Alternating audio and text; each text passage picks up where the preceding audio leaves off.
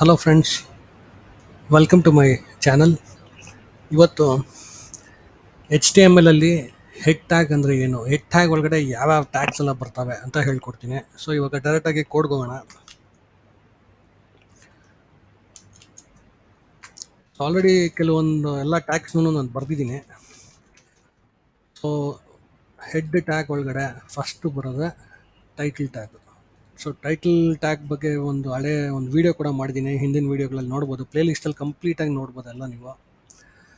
So title tag ಒಳಗಡೆ Nikki techie tutorials ಅಂತ ಬರ್ತಿದ್ದೀನಿ. So ಅದಾದಮೇಲೆ ಮೆಟಾ ಟ್ಯಾಗ್ಸ್ ಇದೆ.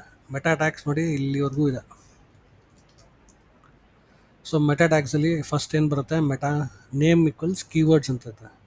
ಸೊ ಈ ಕೀವರ್ಡ್ಸ್ ಏನಕ್ಕೆ ಯೂಸ್ ಆಗುತ್ತೆ ಅಂತ ನಾನು ಹೇಳ್ತೀನಿ. ಸೊ ಕಂಟೆಂಟ್ ಅಂತ ಇದೊಂದು ಆಟ್ರಿಬ್ಯೂಟ್ ಇದೆ. ಅದ್ರ ಒಳಗಡೆ ನಾನು ಏನೇನು ಬರ್ತಿದ್ದೀನಿ ನೋಡಿ, ನಿಕಿ ಟೆಕಿ H T M L crash course H T M L head tag ಅಂತ ಬರ್ತಿದ್ದೀನಿ. ಈ ಕೀವರ್ಡ್ಸ್ ಏನಕ್ಕೆ ಯೂಸ್ ಆಗುತ್ತೆ ಅಂದರೆ S C O search engine ಆಪ್ಟಿಮೈಸೇಷನ್ಗೆ ತುಂಬಾ ಯೂಸ್ ಆಗುತ್ತೆ. ಸೊ ಗೂಗಲಲ್ಲಿ ಯಾರಾದರೂ ನಿಕಿಟೆಕಿ ಅಂತ ಸರ್ಚ್ ಮಾಡಿದ್ರೆ ಈ ವೆಬ್ಸೈಟು ಫಸ್ಟ್ ಬರುತ್ತೆ.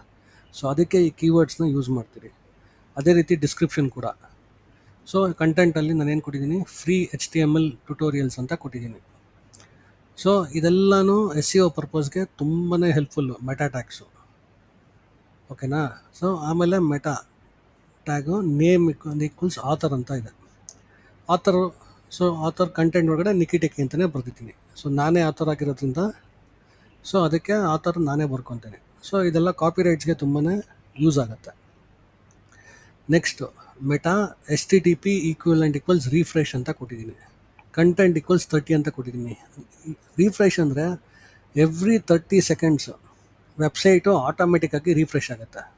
ತುಂಬ ಜನ ಇದು ಕೊಡಲ್ಲ, ಕೆಲವ್ರು ಕೊಡ್ತಾರೆ. ಎಲ್ಲರೂ ಅನಾಲಿಟಿಕ್ಸ್ ಬೇಕಾಗಿರೋ ಕಡೆ ಈ ಕಾನ್ಸೆಪ್ಟು ತುಂಬಾ ವರ್ಕ್ ಆಗುತ್ತೆ. ಎವ್ರಿ 30 ಸೆಕೆಂಡ್ಸ್ಗೆ ರಿಫ್ರೆಶ್ ಆಗ್ತಾ ಇರುತ್ತೆ. ಸೊ ಕಂಟೆಂಟ್ ಕೂಡ ಅಪ್ಡೇಟ್ ಆಗ್ತಾ ಇರುತ್ತೆ. ಸೊ ಅಂಥ ಸಿನಾರಿಯೋಲ್ಲಿ ಈ ಮೆಟಾ ಟ್ಯಾಗ್ ಯೂಸ್ ಆಗುತ್ತೆ. So next meta name equals view port. ಈ ವ್ಯೂ ಪೋರ್ಟ್ ಅಂದರೆ ಈ ವೆಬ್ಸೈಟ್ ರೆಸ್ಪಾನ್ಸಿವ್ನೆಸ್ಗೆ ತುಂಬಾ useful. So content equals width equals device width. ಇದು ಯಾವುದೇ ಡಿವೈಸ್ಗೆ ಹೋದ್ರೂ ರೆಸ್ಪಾನ್ಸಿವ್ನೆಸ್ ಬರುತ್ತೆ. ಸೊ ಮೊಬೈಲಲ್ಲಿ ನೋಡಿದ್ರೂ ಚೆನ್ನಾಗಿ ಕಾಣಿಸುತ್ತೆ. ಸೊ ಅದಕ್ಕೆ ರಿಲೇಟೆಡ್ ಆಗಿ ವೆಬ್ಸೈಟ್ ಕೂತ್ಕೊಳುತ್ತೆ ಡಿಸೈನ್ಸ್ ಎಲ್ಲ. ಆಮೇಲೆ ಇನಿಷಿಯಲ್ ಸ್ಕೇಲು 1.0 ಅಂತ ಇದೆ. ಸೊ ನೋಡ್ಬೋದು, ಇದು ಈ ಮೆಟಾ ಟ್ಯಾಗ್ಸ್ ಅಂದು ತುಂಬಾ ಹೆಲ್ಪ್ಫುಲ್ಲು. ನೋಡಿ ಇಷ್ಟು ಟ್ಯಾಗ್ಸು ಪ್ರತಿಯೊಂದು ವೆಬ್ಸೈಟಲ್ಲೂ ಈ ಟ್ಯಾಗ್ಸ್ ಇದ್ದೇ ಇರ್ತವೆ. ಸೊ ಇದು ಕೊಡೋದು ತುಂಬಾ ಹೆಲ್ಪ್ಫುಲ್ಲು ಎಸ್ ಸಿ ಒ ಪರ್ಪಸ್ಗೆ. ಆಮೇಲೆ ನೀವು ರಿಫ್ರೆಶ್ ಮಾಡಬೇಕು ಅಂದರೆ ರಿಫ್ರೆಶ್ ಮಾಡೋದಕ್ಕೆ. ಆಮೇಲೆ ವ್ಯೂ ಪೋರ್ಟ್ ಇದೆ. ಸೊ ಮೊಬೈಲ್ ರೆಸ್ಪಾನ್ಸಿವ್ನೆಸ್ಗೆ, ವೆಬ್ಸೈಟ್ ರೆಸ್ಪಾನ್ಸಿವ್ನೆಸ್ಗೆ. ಸೊ ಈ ಮೆಟಾ ಟ್ಯಾಗ್ಸ್ ಮ್ಯಾಂಡೇಟ್ರಿ. ಆಮೇಲೆ ಇದು ಫಸ್ಟ್ ಟ್ಯಾಗ್ ಬಗ್ಗೆ ಹೇಳಿಲ್ಲ ನಾನು. Meta charset U T F 8 ಅಂತ ಇದೆ. ಸೊ ಇದು ಆಸ್ಕಿ ಎನ್ಕೋಡಿಂಗ್. ಇದು ಆಸ್ಕಿ ಕ್ಯಾರೆಕ್ಟರ್ಸ್ ಇರುತ್ತಲ್ಲ, ಅದನ್ನು ಎನ್ಕೋಡಿಂಗ್ ಇದು ಯು ಟಿ ಎಫ್ 8 ಅಂದರೆ. ಸೊ ಇದು ಅಷ್ಟೇ.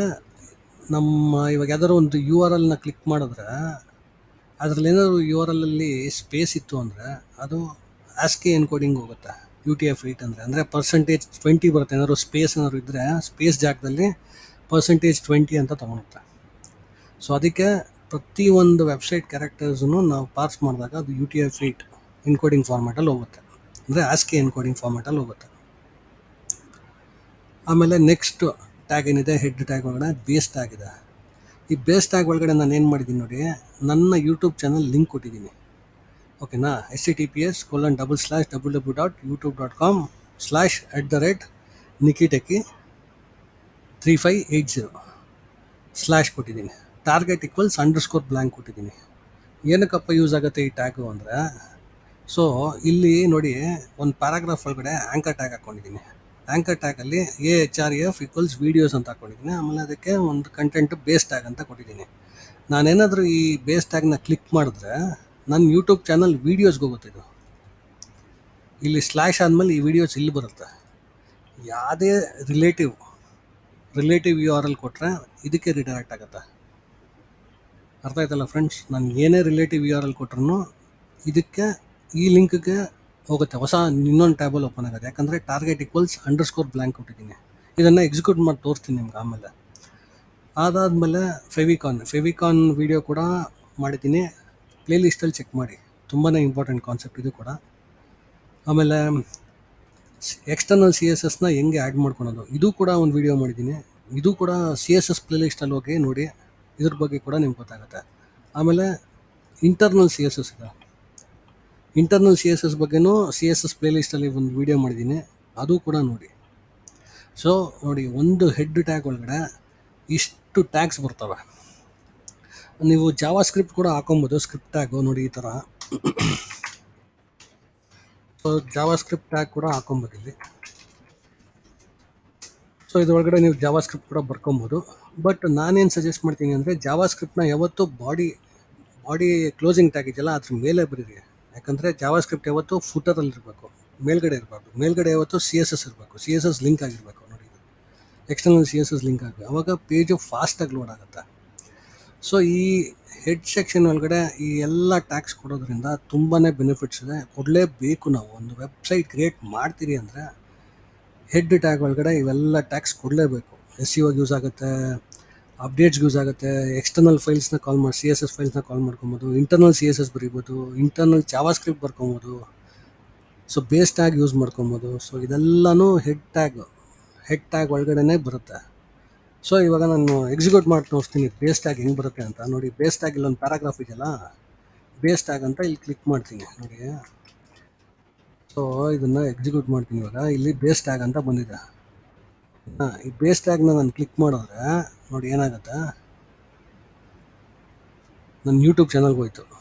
ಆದರೆ ನನ್ನ ಯೂಟ್ಯೂಬ್ ಚಾನಲ್ದು ಆ್ಯಂಕರ್ ಟ್ಯಾಗ್ ಒಳಗಡೆ ಕೊಟ್ಟೇ ಇಲ್ಲ ತಾನೇ, ಇಲ್ಲಿ ಬರೀ ವೀಡಿಯೋಸ್ ಅಂತ ಇದೆ. ಹೆಂಗೆ ಇದಕ್ಕೆ ಹೋಯ್ತು ಅಂದರೆ, ಇಲ್ಲಿ ನಾನು ಬೇಸ್ ಟ್ಯಾಗ್ ಅಂತ ಸೆಟ್ ಮಾಡಿದ್ದೀನಿ. ಸೊ ಇದು ಕಂಪ್ಲೀಟ್ಲಿ ಬೇಸ್ URL. ಓಕೆನಾ. HTML ಅಲ್ಲಿ ಇದನ್ನು ಬೇಸ್ URL, ಬೇಸ್ ಟ್ಯಾಗ್ ಅಂತಲೂ ಕರೀತಾರೆ. ಸೊ ಈ ಟ್ಯಾಗಲ್ಲಿ ನಾನು ಈ URL ಕೊಟ್ಟಿರೋದ್ರಿಂದ ಇಲ್ಲಿ ನಾನು ಏನೇ ಬರೆದ್ರೂ ಅಲ್ಲಿಗೆ ಹೋಗುತ್ತೆ. ನೋಡಿ, ಇವಾಗ ಇದು ವೀಡಿಯೋಸ್ ಇದೆ.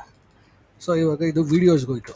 ನೋಡಿ ಇಲ್ಲಿ ಇದು ವೀಡಿಯೋಸ್ಗೆ ಹೋಯ್ತು ಇಲ್ಲಿ, ಕರೆಕ್ಟಾಗಿ ಇದನ್ನು ಕ್ಲಿಕ್ ಮಾಡಿದ ತಕ್ಷಣ. ಸೊ ಇವಾಗ ನಾನೇನು ಮಾಡ್ತೀನಿ, ಇಲ್ಲಿ ಇದು ಬಂದ್ಬಿಟ್ಟು ನಾನು ಹೋಮ್ ಅಂತ ಚೇಂಜ್ ಮಾಡ್ತೀನಿ. ಸೊ ಇದನ್ನು ರಿಫ್ರೆಶ್ ಮಾಡಿಬಿಟ್ಟು ಇದನ್ನು ಕ್ಲಿಕ್ ಮಾಡೋದು ಏನಾಗುತ್ತೆ ನೋಡೋಣ. ನೋಡಿ, ಹೋಮಿಗೆ ಬಂತು. ಸರಿನಾ. ಇವಾಗ ಇದನ್ನು ಕ್ಲಿಕ್ ಮಾಡಿಬಿಟ್ಟು ನಾನು ಪ್ಲೇ ಲಿಸ್ಟ್ ಅಂತ ಚೇಂಜ್ ಮಾಡ್ತೀನಿ. ಸೊ ಈ ಪ್ಲೇ ಲಿಸ್ಟ್ನ ತೊಗೊಂಡೋಗಿ ನಾನು ಇಲ್ಲಿ ಹಾಕ್ತೀನಿ ಮತ್ತೆ. ಸೊ ಇವಾಗ ಈ ಕೋಡ್ಗೆ ಹೋಗ್ಬಿಟ್ಟು ನಾನು ಇಲ್ಲಿ ರಿಫ್ರೆಶ್ ಮಾಡ್ತೀನಿ. ಇಲ್ಲಿ ಮತ್ತೆ ನೋಡಿ, ನಾನೆಲ್ಲ ಪ್ಲೇ ಲಿಸ್ಟಿಗೆ ಬಂದೆ. ಸೊ ಗೊತ್ತಾಯ್ತಲ್ಲ ಬೇಸ್ URL, ಬೇಸ್ ಟ್ಯಾಗ್ ಹೆಂಗೆ ವರ್ಕ್ ಆಗುತ್ತೆ ಅಂತ HTML ಅಲ್ಲಿ. ಸೊ ಬೇಸ್ ಟ್ಯಾಗ್ ವರ್ಕ್ ಆಗೋದು ಯಾವುದೇ ರಿಲೇಟಿವ್ URL, ಆ್ಯಂಕರ್ ಟ್ಯಾಗ್ ಒಳಗಡೆ ಯಾವುದೇ ರಿಲೇಟಿವ್ URL ಇದ್ದರೆ ಮಾತ್ರನೇ ಬೇಸ್ ಟ್ಯಾಗ್ ವರ್ಕ್ ಆಗೋದು. ಈ ಅಬ್ಸಲ್ಯೂಟು ಮತ್ತು ರಿಲೇಟಿವ್ URL ಬಗ್ಗೆ ಕೂಡ ವಿಡಿಯೋ ಮಾಡಿದ್ದೀನಿ. So complete playlist check ಮಾಡಿ, ನಿಮ್ಗೆಲ್ಲ ಡೌಟ್ಸು ಕ್ಲಾರಿಫೈ ಆಗುತ್ತೆ. ಸೊ ನೀವು ಕೇಳ್ಬೋದು ರಿಲೇಟಿವ್ URL ಅಂದರೆ ಎಲ್ಲದಕ್ಕೂ ವೀಡಿಯೋಸ್ ಇದೆ. CSS ಪ್ಲೇ ಲಿಸ್ಟ್ ಚೆಕ್ ಮಾಡಿ, HTML ಪ್ಲೇ ಲಿಸ್ಟ್ ಚೆಕ್ ಮಾಡಿ, ಎಲ್ಲ ಐಡಿಯಾ ಸಿಗುತ್ತೆ ನಿಮಗೆ. ಈ ಪಿನ್ ಟು ಪಿನ್ ಇನ್ ಡೀಟೇಲಾಗಿ ಎಕ್ಸ್ಪ್ಲೈನ್ ಮಾಡಿದ್ದೀನಿ. ಸೊ ಹೆಡ್ ಟ್ಯಾಗ್ ಒಳಗಡೆ ಎಲ್ಲ ಟ್ಯಾಗ್ಸು ಗೊತ್ತಾಯ್ತಲ್ಲ, ಏನೇನು ಟ್ಯಾಗ್ಸ್ ಬರುತ್ತೆ ಅಂತ. ಇನ್ನೂ ತುಂಬ ಟ್ಯಾಗ್ಸ್ ಬರುತ್ತೆ, ಮುಂದೆ ಒಂದೊಂದೇ ತಿಳ್ಕೊತೀರಾ. ಸೊ ಬೇಸಿಕ್ಕಾಗಿ ಇಷ್ಟು ಟ್ಯಾಗ್ಸು ನೀವು ಹಾಕಲೇಬೇಕು. ಸೊ ಈ ವಿಡಿಯೋ ಇಷ್ಟ ಆದರೆ ಲೈಕ್ ಮಾಡಿ, ಶೇರ್ ಮಾಡಿ, ಸಬ್ಸ್ಕ್ರೈಬ್ ಮಾಡಿ, ಮತ್ತು ಬೆಲ್ ಐಕಾನ್ನ ಕ್ಲಿಕ್ ಮಾಡಿ.